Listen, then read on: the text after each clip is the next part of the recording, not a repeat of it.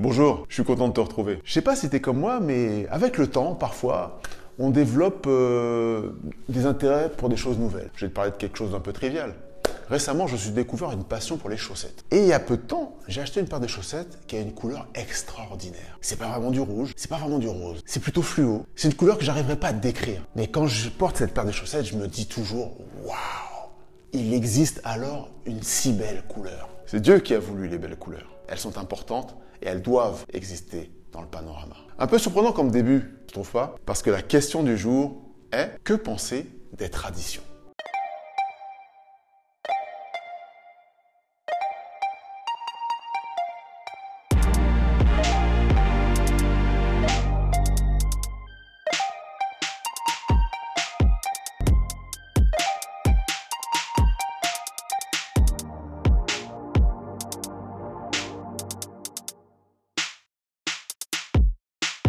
Quand on parle de tradition, on touche à quelque chose de très précieux. On est en train de parler d'identité. On est en train de parler de ce qui fait ce que nous sommes. Qu'il s'agisse de tradition nationale ou de tradition spirituelle, parfois les deux se mélangent. Les traditions sont toujours quelque chose que l'on a à cœur.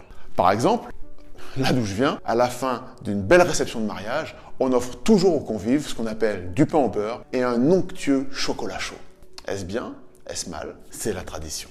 Naturellement, venir à la foi, croire en Jésus, que le salut est en Jésus, ne signifie pas devenir des photocopies les uns des autres. C'est Dieu qui a voulu la diversité. Rappelle-toi, dans l'Ancien Testament, lorsque l'on lit l'épisode de la Tour de Babel, et évidemment, puisque l'on parle des langues différentes, puisque l'on a des sensibilités, des cultures différentes, on n'aborde pas la vie de la même manière, on ne voit pas les choses sous le même angle. Et c'est une richesse. La tradition, ça peut être un atout. La tradition, ça peut permettre d'apporter une couleur différente à l'existence, à la vie de tous les jours.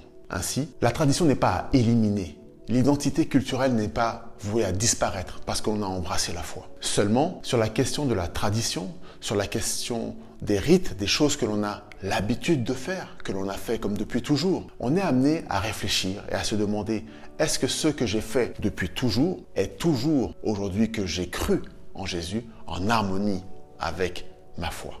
Ce que j'ai toujours eu l'habitude de faire, dois-je continuer à le faire? La Bible dit que la parole de Dieu est une lampe à nos pieds, une lumière sur notre sentier. Comment les jeunes gens dirigeront-ils leurs pas dans la vie? En se conformant d'après ta parole, dit la Bible. L'unité de la foi vise à permettre à des personnes différentes de concevoir de la même manière la voie qui conduit au salut. Et quand je te dis de la même manière, je ne veux pas dire de manière identique. Mais comprendre par exemple qu'il n'y a pas de salut en dehors de Jésus est déterminant pour celui qui veut être sauvé en venant au Père. Tu vois, avec tout ce qui se passe autour de nous, je crois qu'on a pas mal de pain sur la planche. Bonne réflexion. Je te donne rendez-vous dans un prochain épisode.